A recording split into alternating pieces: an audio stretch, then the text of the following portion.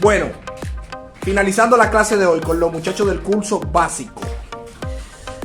Muchachos, ¿qué les pareció la clase de revaling en este curso? ¿Qué te pareció la clase de hoy? Excelente. ¿Están contentos? Sí, claro. ¿Y esto qué es? ¿Un curso básico? No, más para allá. Pero le llamamos curso básico desde cero, revaling y solución a equipo que no encendida.